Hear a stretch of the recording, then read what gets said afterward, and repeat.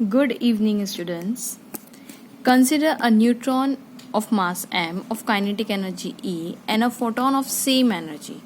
Let lambda n and lambda p be the de Broglie. ये है ना wavelength लिखा हुआ था यहाँ पे, तो मैंने वेवलेंथ का शॉर्ट फॉर्म यहाँ पे लैम्डा कर दिया है. ठीक है, तो यहाँ पे क्या लिखा हुआ है, वेवलेंथ मतलब पूरी स्पेलिंग लिखी हुई, तो मैंने उसका शॉर्ट लैम्डा कर दिया. ओके, तो आप पढ़ेंगे कैसे. Let lambda N and lambda B the de Broglie wavelength of neutron and wavelength, ये भी कंप्लीट वेवलेंथ है, of photon. Obtain the expression this. Okay, तो सबसे पहले तो यहाँ पे हम डी ब्रॉगली की बात ही आ गई है. तो फॉर न्यूट्रॉन उन्होंने जानबूझ के यहाँ पे मास देखिए एम दिया है, जबकि फोटॉन का नहीं दिया है, क्योंकि डी ब्रॉगली वेवलेंथ लगती कब है,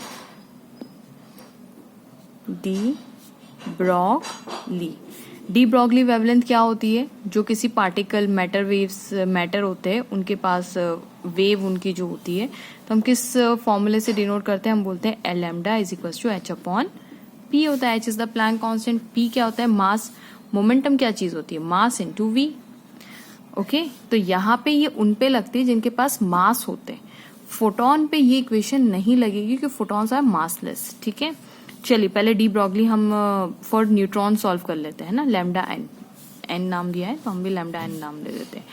अब यहाँ पे काइनेटिक एनर्जी जो दोनों की, चाहे फोटोन और न्यूट्रॉन, इन दोनों की कांस्टेंट है. और आप जानते हैं मोमेंटम, ये मैंने अपने एक वीडियो में है ना प्रूफ भी करके दिखाया है कि how this related to the kinetic energy. तो यहाँ पे मैं डायरेक्टली इसको यूज कर रही हूँ.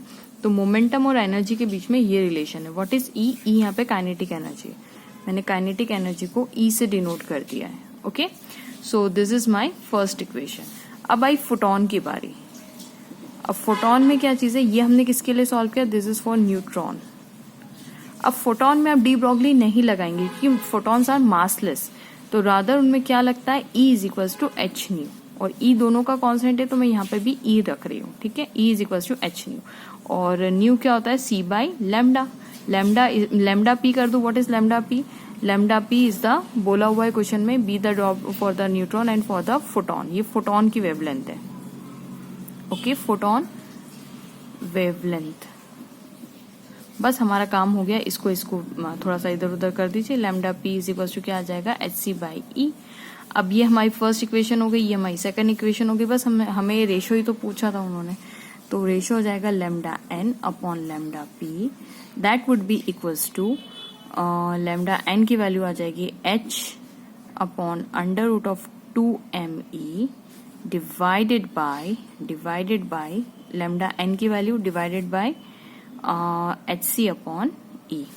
अब अगर आप इसको सॉल्व करते हैं, यहाँ पे हम सॉल्व कर लेते हैं. Lambda N upon lambda P is equals to H upon under root of 2me.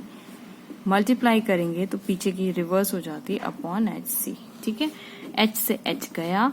यहाँ पे ये ई को मैं लिख सकती हूँ, इसी ई को मैं 2 बार लिख दूं क्या, ऐसे करके under root E into under root E, क्या फर्क पड़ता है ना. ये ई को मैं अंडर रूट ई लिख सकती हूँ. तो देखिए ये एक अंडर रूट से ये कट गया, यानी हमारे पास बचा under root E divided by under root of 2m.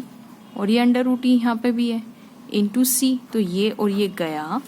क्या हम इसको ऐसा लिख सकते हैं, इस पूरे को एक अंडर रूट में ले लें, under root E by 2m into 1 by c. So this is the value of ratio. Hope you like my video. Thanks for watching.